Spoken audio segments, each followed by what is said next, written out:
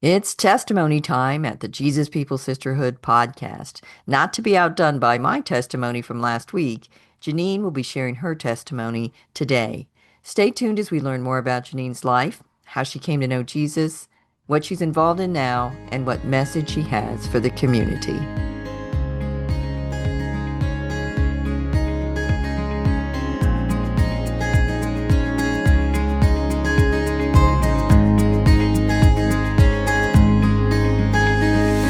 Welcome to the Jesus People Sisterhood podcast, a place where Christian single women aged 50 plus connect. I am your host, Janine Jordan, a Christian confidence coach and leadership mentor in Alberta, Canada. And I'm your co-host, Ellie McCormick, a Christian longevity coach and mentor in the USA. Being single women over 50, we know what it's like to feel overlooked, to have unrealized dreams, to experience the challenges of singlehood, and to be concerned about what our future will look like. We couldn't find anything online for single Christian women over 50, so we created Jesus People Sisterhood just for you, a place where sisters encourage and empower one another through the last third of life, because you are a treasure trove of wisdom and of exceedingly great value. This is an authentic community, a supportive family, with other women on the same journey where Jesus is the center of it all.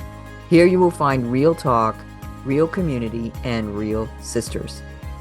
Join us as we discuss building relationships, whole health, and growing spiritually. We'll review helpful books and articles, chat with guest speakers, share success stories, and have some laughs along the way. So grab your favorite beverage and we'll get started.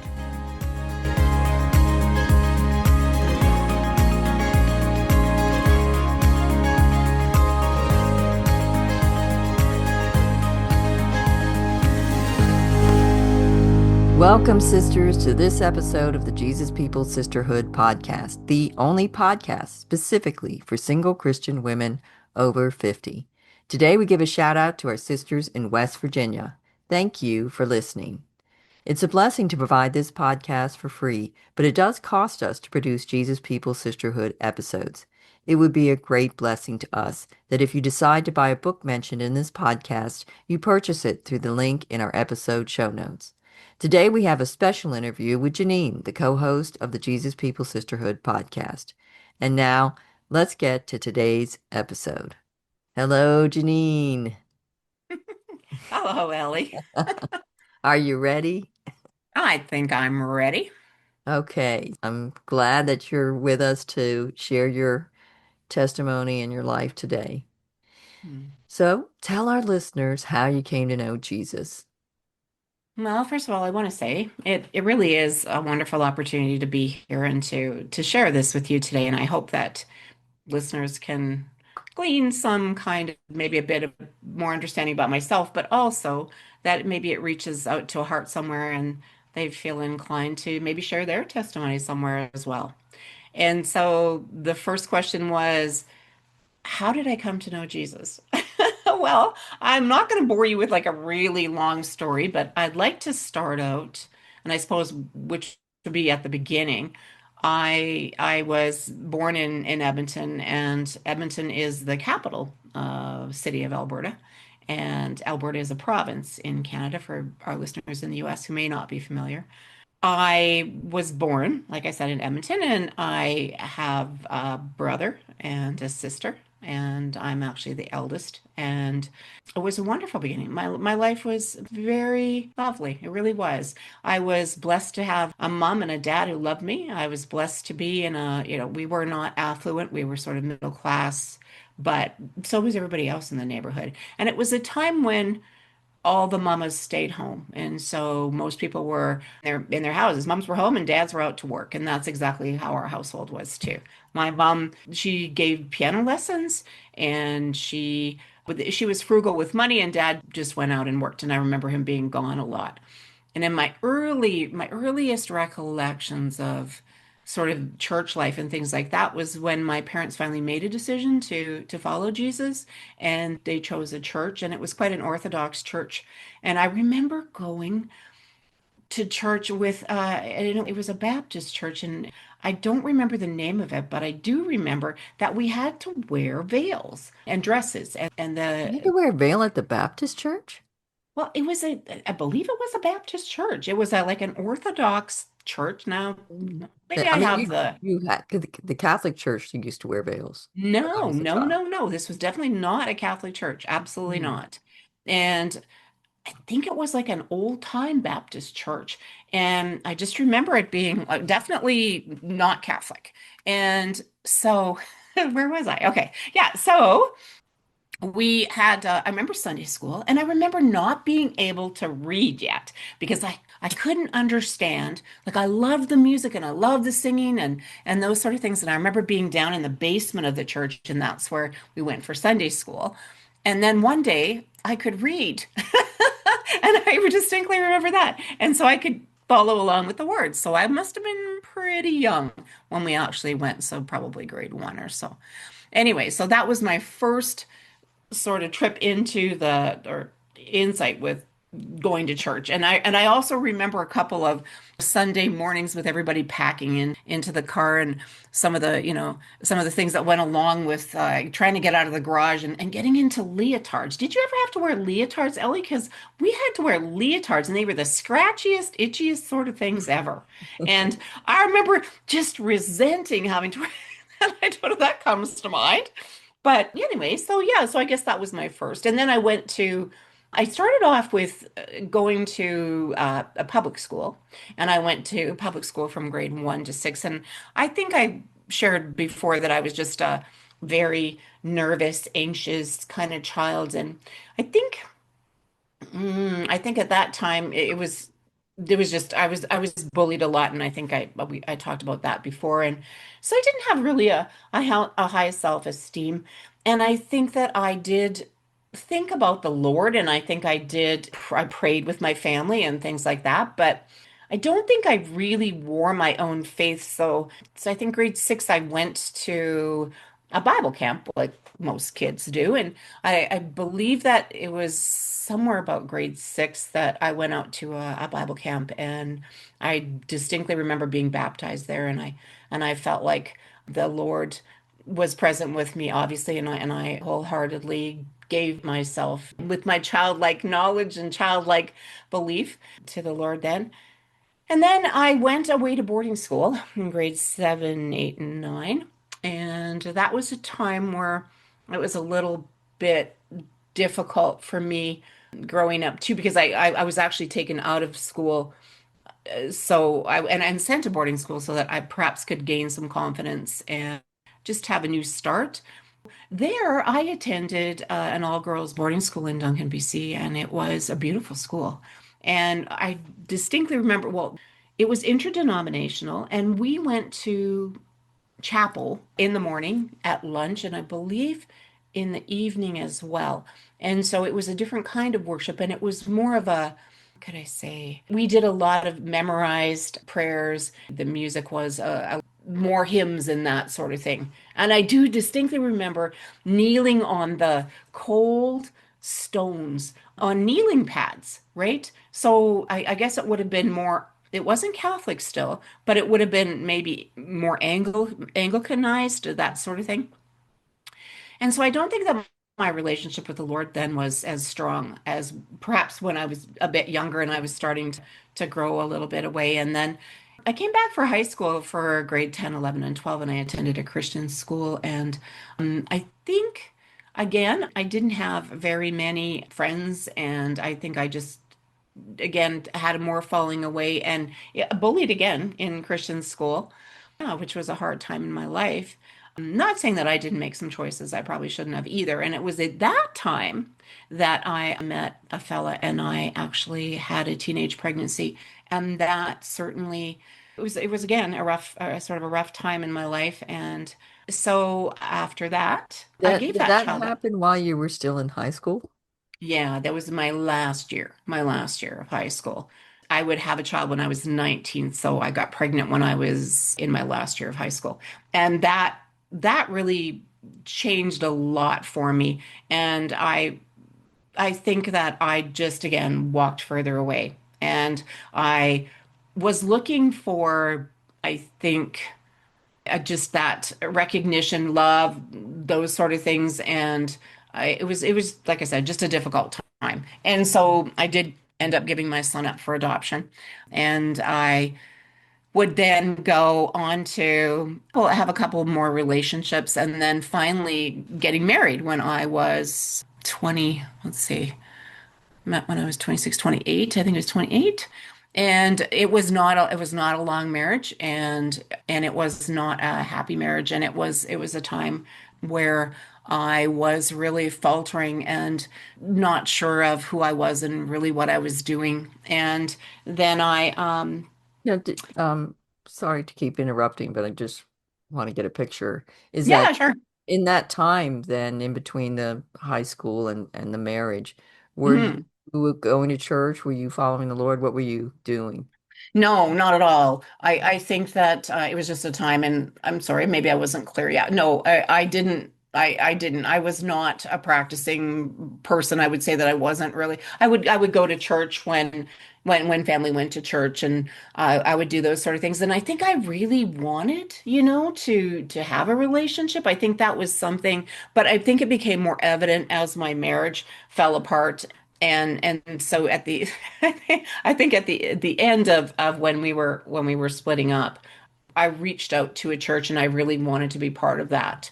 And so I did and I met some wonderful people and I did end up getting divorced and I actually moved back home to be with my parents and they helped me through that first year before I went back to university. And it was at that time, this is the part we've all been waiting for.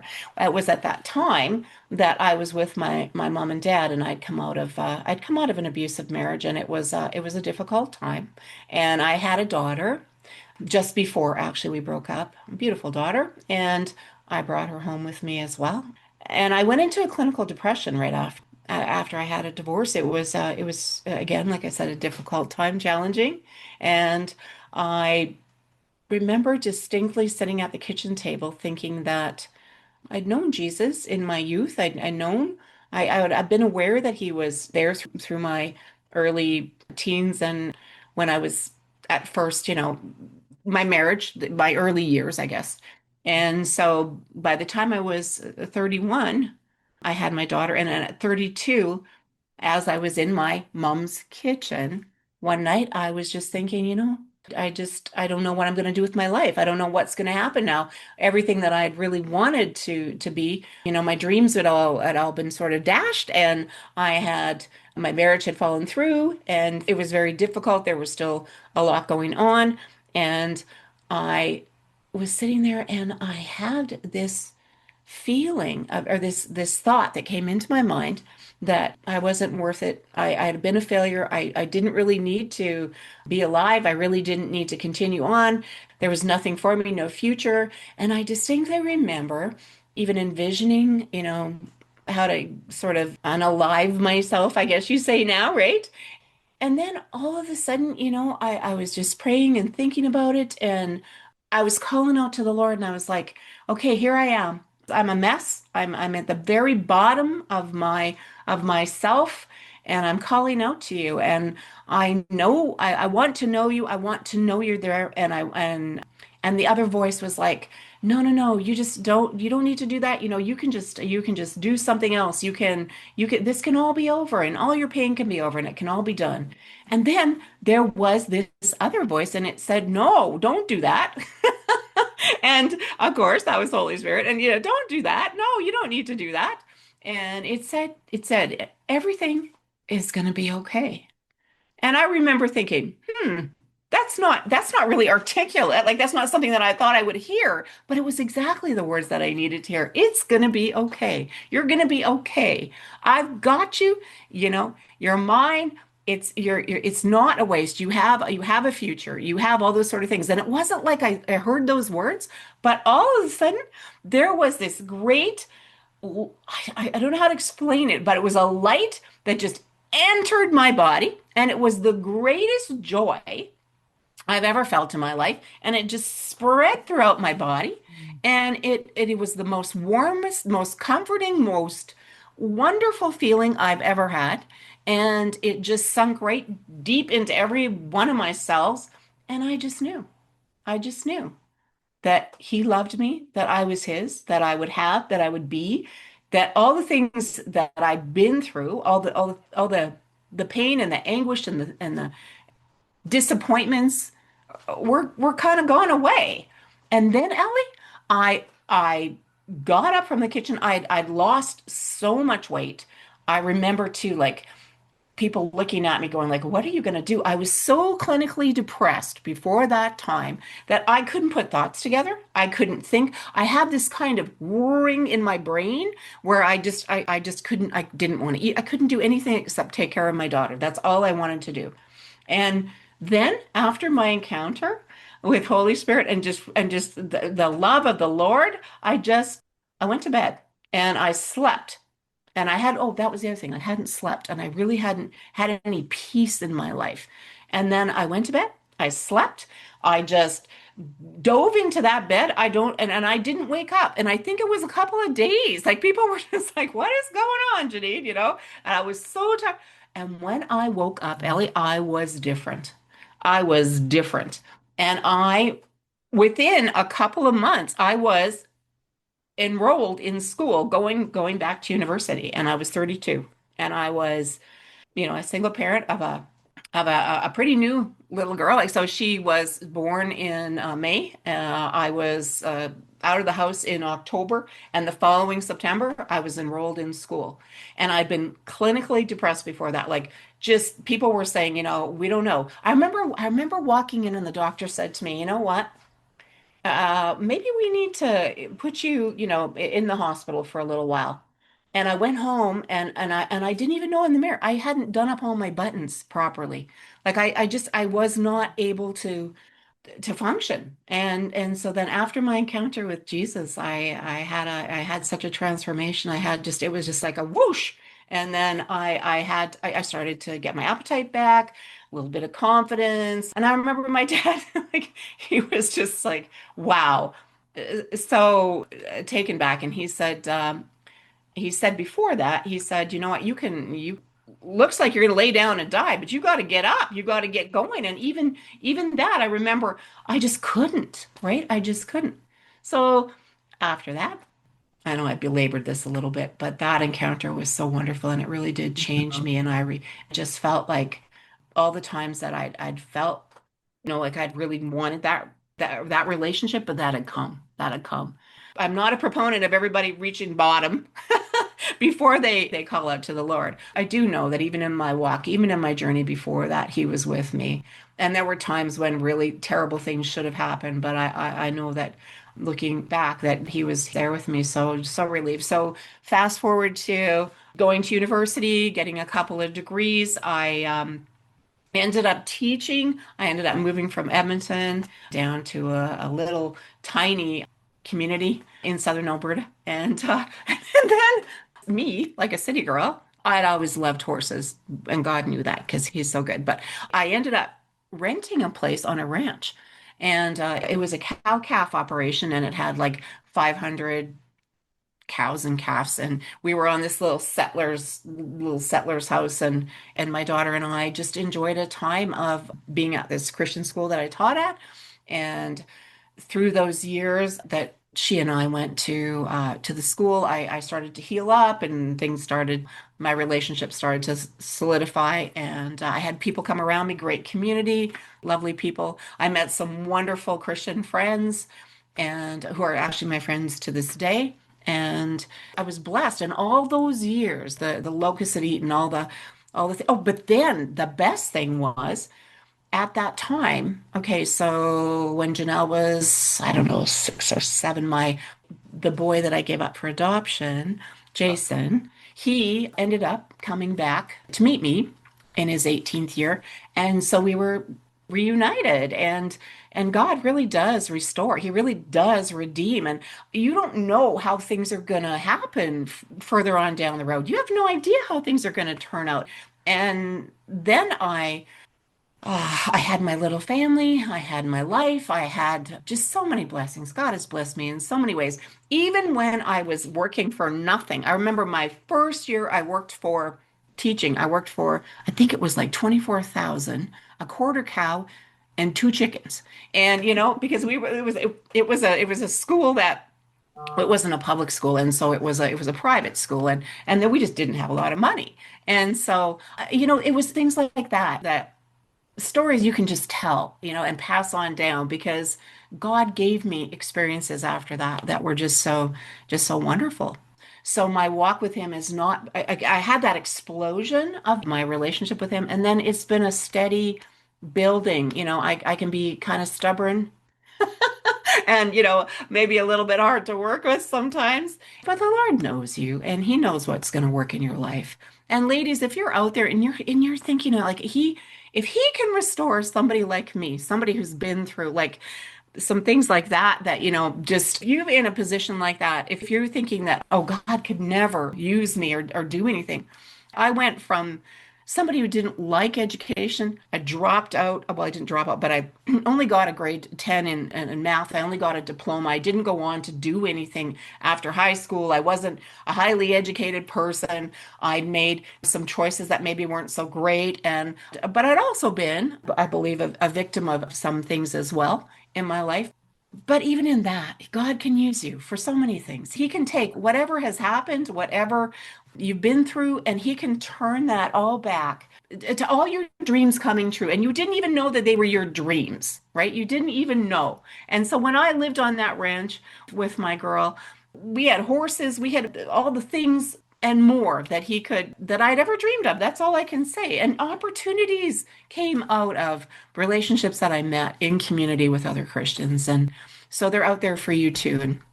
And I guess that's sort of been my walk ever since and how I've come to know Jesus. And it's dribbles and bits for me. It's not like a steady kind of stream. I learn as I go, and but I'm ever so grateful that I had the grounding when I was young too in Christ. And that doesn't mean that you can't have that later on. But I do think it's an important part of us being mentors as older women. And so yeah, so that's my walk with Jesus. I hope I didn't bore you too much, but there was there was a lot there. I probably left out things too, and I'll come back maybe sometime and talk about that. But yeah, I should tell you about the time I was almost a driving instructor, but I failed the test too. I had lots of different kinds of jobs. So if you girls, if you were having kind of weird jobs out there and doing weird things, and it doesn't matter. It doesn't matter. He just come to him, come to Jesus. Yeah, that's it. Okay. So, what would you say are the most important lessons the Lord's taught you in your life? Hmm. I would say the most important lessons that the Lord has taught me in my life are that you can't run ahead of him. You need to just slow down and be patient. Be patient. I've always been somebody that is high energy. I like to do some impulsive things maybe and kind of take on some things.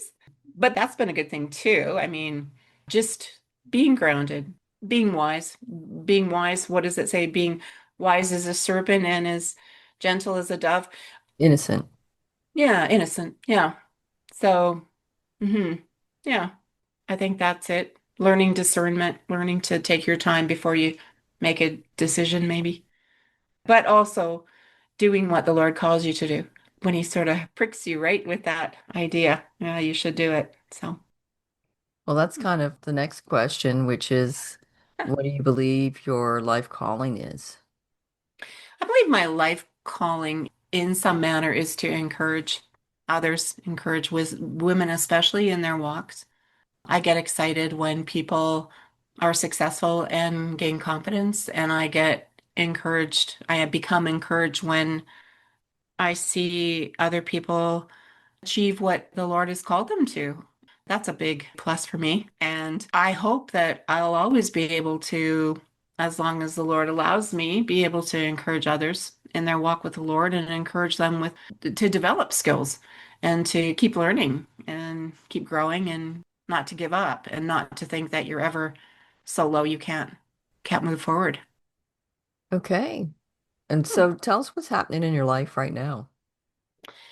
So I'm in an interesting time in my life. I was offered a principalship last year and I accepted that. I They needed somebody to come out and help. And so I did that and I'm now at the bottom of that year in the summer.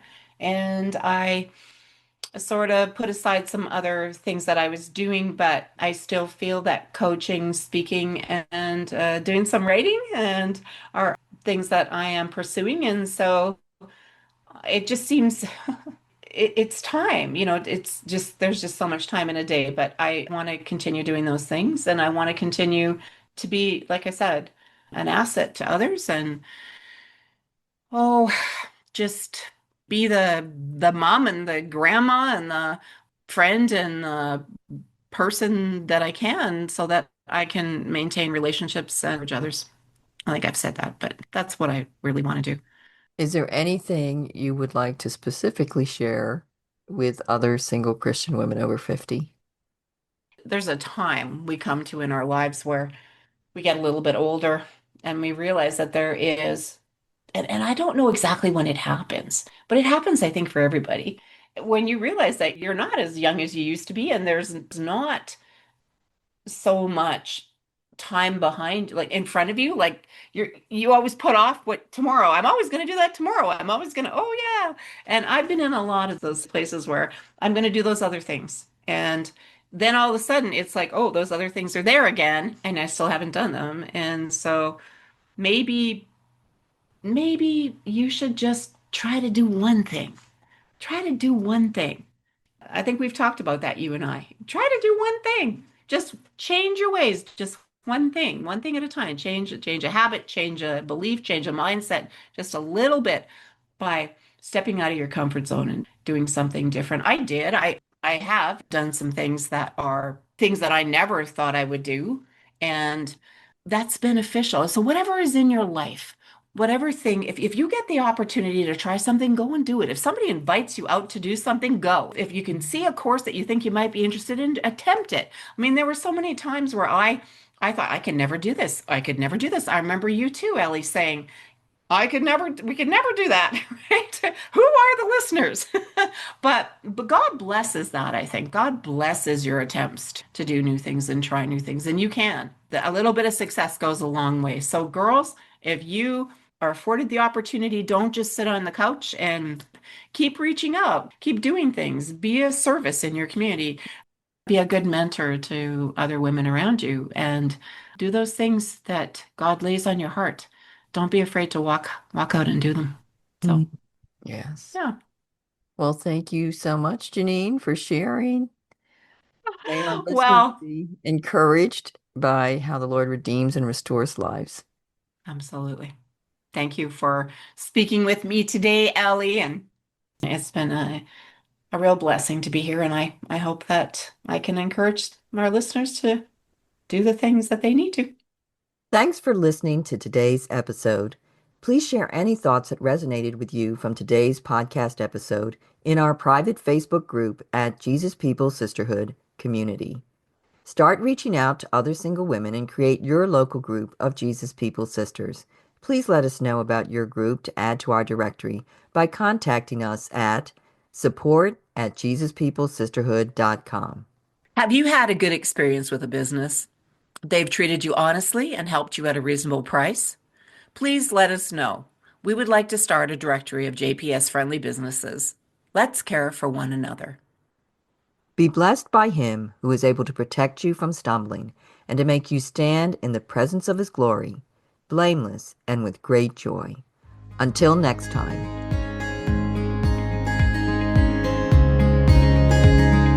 Hey, sister, before you go, thank you for listening. If you found value in today's podcast, the best way to say thank you is by leaving a 5-star written review at Apple Podcasts. That raises us in the rankings and helps other sisters find us too. And please tell a friend or post it on your social media. If you're a single Christian woman over 50, this podcast was created specifically for you. The Jesus People Sisterhood is your community to find support and friendship with other sisters who can understand. Be sure to follow us on your podcast app and join our free private Facebook group at Jesus People Sisterhood Community. Jesus People Sisterhood has also started a private Facebook group for housing and co-living opportunities. You can check that out at Jesus People Sisterhood Senior Housing. You can also find us on Facebook at Jesus People Sisterhood and individually for Janine at riseupcoachingandconsulting.com and for Ellie at samaramountain.com. And ladies, this is the necessary disclaimer. Our podcast content is for informational purposes and does not constitute professional advice for mental health, medical, legal, financial, or other areas. The opinions of the guest do not necessarily reflect the opinions of the host. It is our heart that this podcast will be a blessing to you. Together, let's build a powerful sisterhood with Jesus. Make a friend, add a sister, across the border and around the world.